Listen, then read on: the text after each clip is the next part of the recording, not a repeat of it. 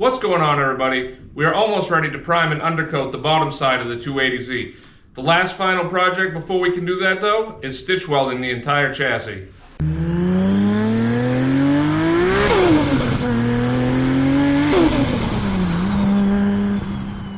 Now, the reason that we want to stitch weld the chassis is because it stiffens it immensely. From the factory, these panels are just overlapped a little bit and then spot welded. You know, that's fine for the most part. It really doesn't matter in most cases. However, if you can stiffen up the chassis, it's going to help everything overall. The less the chassis flexes, the better your suspension is going to perform, you know, and everything.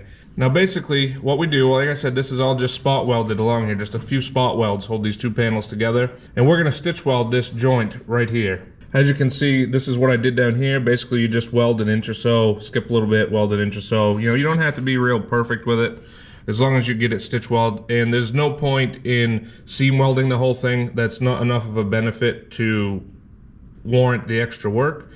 So we're just going to stitch weld just like this all along these joints. It's obviously a ton of welding and a ton of prep work too, because you got to make sure you get that metal 100% clean if you want your welds to be any good. If you're doing this on a car that has undercoating like my 280Z does, what I like to do is heat this undercoating up just a little bit with a torch.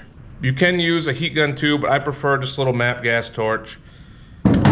You don't have to heat it much at all, just enough to just get it a little soft, and then take something to scrape and just scrape it off. You're just trying to get the majority of the undercoating off, and then you're going to take your cleanup disc on your die grinder and just take off just where you need to weld. There's no point going way out here. So this is what you end up with: clean metal on both sides. You know, we're not going to be welding out here, so we don't need to go way out here. Now, the only thing you need to watch out for is a lot of times the seam sealer, like what's still right here, that's installed on every factory seam so that to lessen the chance of rust. And it can get in between the two panels when they apply it. You know, if it's nice and tight like it is down here, it's probably not bad, but sometimes there can be gaps. There's a little bit there. So take a screwdriver or pick or something, get as much out as you can. Some people will even go as far as trying to spread the two panels apart, clean it, tap them back together. That's definitely a good idea too. I don't always do it, but it is a good idea because, like I said, you want to get that as clean as you can because it's going to make your welding so much easier and get a better result. But that's the basics of it. We're just going to go over the whole car, everywhere underneath anyway, that needs to be done before we can prime and undercoat the car, because obviously once it's primed and undercoated, I'm not going to scrape that back off, weld it, and then paint it again. And I've already got some stitch welding done on the car. As I was replacing panels, I was stitch welding them after I spot welded them. Like right here, you can see up here, I mean, it might not be real easy to see on camera, but that's all stitch welded because I replaced the whole floor. See, I got it back here where I joined this in.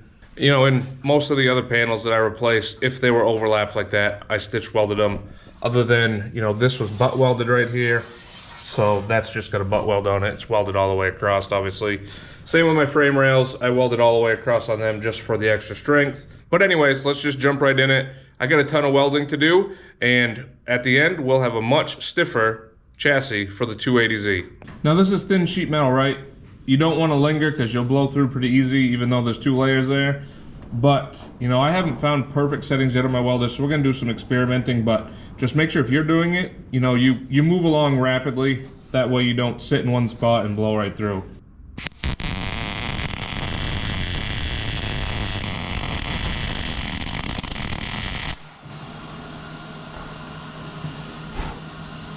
So that's decent, right? I mean, it's not perfect. It'll hold, though. You heard some spattering at the end. That's from the seam sealer in between the two pieces of sheet metal that I didn't get fully clean.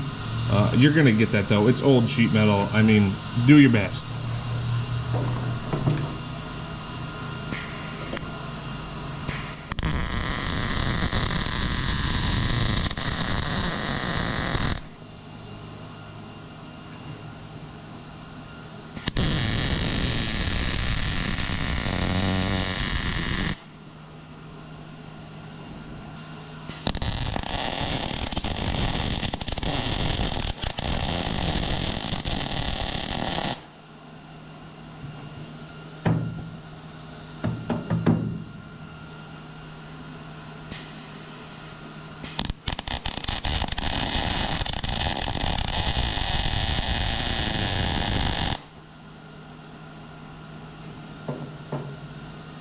So it's not too hard, right? I mean, do your best with your welds. They're not gonna be perfect on this old sheet metal. No matter how much you clean it, I mean, it's not gonna be perfect, but you'll get through it. And any stitch welding like this is gonna be improvement over the factory spot welds. Now, I don't think you guys wanna sit here and watch me do every single weld. I would imagine that would get quite boring. So I guess I'll set up a time lapse and we'll see what happens.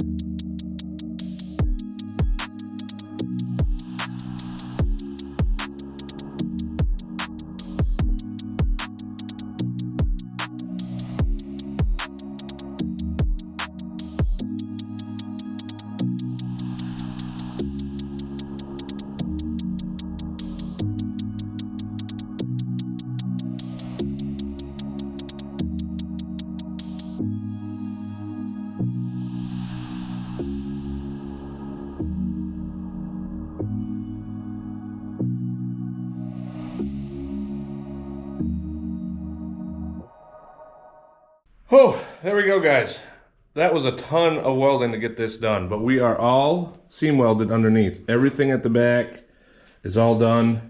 I even did around here where I did the spare tire delete. And you know, if I was thinking ahead of time, I would have just done that, you know, when I actually did that work, but well, whatever, we get it done. So not all the welds turned out perfect. Some turned out really well. You know, we got some really nice welds in a couple spots. Some of them, it's very hard to get clean and they kind of bubbled a lot. The prep work though is very important. If you guys are doing this, the more time you spend on the prep work, the easier and quicker it's going to be to weld, because you're not going to have spatter all over the place, bubbles in your weld. You're not going to have to grind them out and redo them again. You know, if they're real bad, I had to grind a couple out because they were terrible. So a couple tips that I found: you want it hotter than normal. I turned my welder up 1 or 2 numbers, I forget now, hotter than I was normally welding this sheet metal. And the reason that I believe that works, one, because you can go nice and fast. You obviously don't want to linger because you're going to burn through the sheet metal. You go nice and fast, and you won't. You'll get that weld done even quicker. Also, I believe, because you're never going to get all of the material out from in between the 2 panels, you know, the contamination, the old paint, the old seam sealer, whatever's in there. And I think having it hotter burns that ahead of time before you actually get to that spot when you're welding. You know, obviously the heat from the welding is going to burn that. And I think, I don't know, it's just a theory. I think that having the welder a little bit hotter burns that before you actually get there with the welder, or before your weld actually forms in that spot. I don't know, that could be wrong. But I also did find some spots it's hard to actually do a bead, so I did a series of spots, which is fine. And I found that if I didn't have it fully cleaned, because I couldn't get in there with anything to clean that fully, you know, like corners here like this, it's very hard to actually get in there and clean everything off. So I found if I do a spot, a nice hot spot, wait a second, it'll burn that material just ahead of where you're gonna weld, do another spot, and that worked out well. Easier than trying to do a bead on that dirty material. But yeah, we're fully done. I got up front done too. I fully welded in this here where I could, because this is where a lot of the strength in the front suspension needs to be, and it's a known weak point. So I fully welded that in You know, as you can see right here, got a nice bead right across there, got a nice bead here. And also right here, this was completely filled with seam sealer, 100% filled with seam sealer. And there was rust in between the seam sealer and the metal. You know, water had penetrated enough to get rust behind the seam sealer. It wasn't enough to cause any rot or anything, but I would, if I was you guys, clean that pocket out, sandblast it real quick, and then you can fill it back in with seam sealer later. But anyways, I think up next we're gonna get some of the engine bay done and see how that goes. All right guys, it's been about a week since I was out here stitch welding last time, and it's been getting chilly out lately. I was actually pretty cold last weekend when we were working on it. So this week I got the wood stove all hooked back up. If you remember right, last year we had it temporarily over here and running out through the window. Obviously I closed it in with some plywood and stuff. So I actually got it set up properly now, so we should be nice and warm this winter. Makes it a little bit tight over here with the bench, but I think I can work around it. And if you guys also remember, I used to have that propane heater up there. Once I put that wood stove in last year, I never used it, so I took it out, giving it back to my dad, and that's why the wood stove is right here, since I already had the hole out there. Figured I'd reuse that. So anyways, yeah, we should be fine, nice and warm. And coincidentally, we're actually getting a little bit of a heat wave now. It's going to be up high 60s into 70 by Monday. So got the wood stove hooked up though, and we don't have to worry about that going forward. Anyways, let's jump in and let's get to work on all the stitch welding in here, which, to be honest, I really don't have a ton, but few things I want to show you guys, and yeah, let's get it all cleaned up and ready to go. So one thing we're going to do is stitch weld all around this plate on the firewall where the master cylinder and everything, the clutch cylinder goes, because this is on there to strengthen this up. At least I would assume that's why they double layered it here. And it's also just spot welded on like everything else. And look at how much this flexes. I mean, it's barely even attached. Look at, I mean, it flexes a ton. So I know that there's some bolts that go through here that probably stiffen it up, and you know, once you get everything on there. But that is a common issue with these cars, is how much the firewall flexes. You know, when you go on track or something, you step on the brakes, you know, you really stomp on them, you push that firewall right out. People have ripped their firewall and everything. There's somebody that makes a bracket that goes from your brake master. It mounts over here somewhere, I don't remember now, so that, you know, when you push on that, it's pushing on your shock tower or your inner fender to give it more support. And I'll probably do something like that, but for now, I want to stitch weld all of this around here so that it'll make this area even stronger than it is.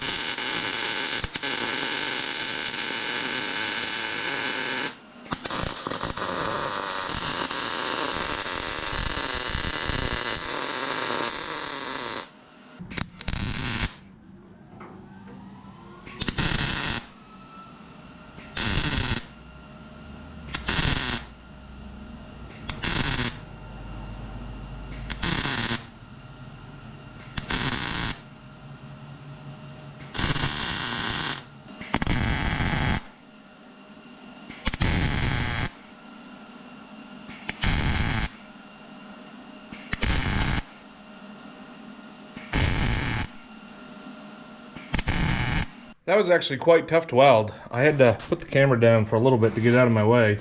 I ended up doing mostly a series of tacks instead of just a bead because, if you can see over here, it's real easy to burn that lip off and then it kind of looks dumb. So yeah, that worked. It's just these parts down here really hard to get at. But I got it. It's got to be much stiffer than it was before. I mean, you can't peel the edge back now since it's not just held down by spot welds. But let's move on. We got plenty else to do. So what I'm going to do is do stitch weld here to get that tightened up. Same on the other side. We're gonna stitch weld right along here. Any of this stuff here, you know, any of these joints. That way we got it as stiff as we can. And the big one is gonna be the shock towers. I'm gonna do everything around here in both sides, because the stiffer that is, the better our suspension will work in the front.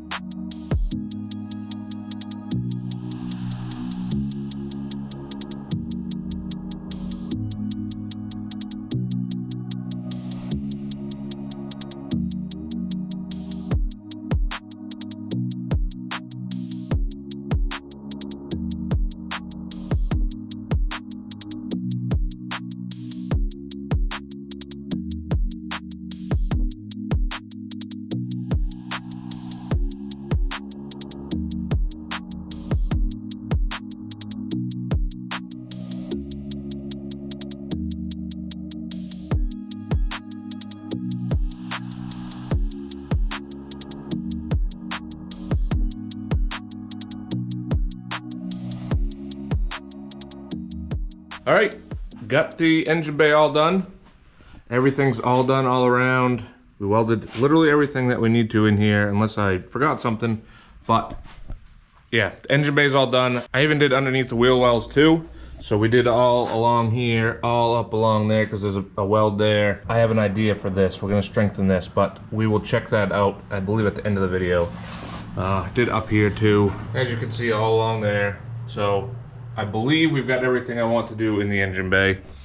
Now let's move on to the interior and we can be done with the stitch welding. So in the interior, there's not much that I want to do. Most of it is actually already stitch welded anyway from me putting the floors in. You know, I stitch welded all along there, all along here. This seam up here, I stitch welded that from underneath, so I don't think there's really any point in doing it on top also. That just seems like kind of extra work for nothing. Maybe I'll change my mind, I don't know, we'll see. But I'll probably do these edges here, which I gotta clean up anyway because it's a bit rusty. I don't know how much more I'm gonna do. I wanna make sure, I'll have to check, but see how good these rear shock towers are. I've already done all up on the roof when we did the roof panel replacement. So yeah, there really is not a lot in here that I'm gonna do.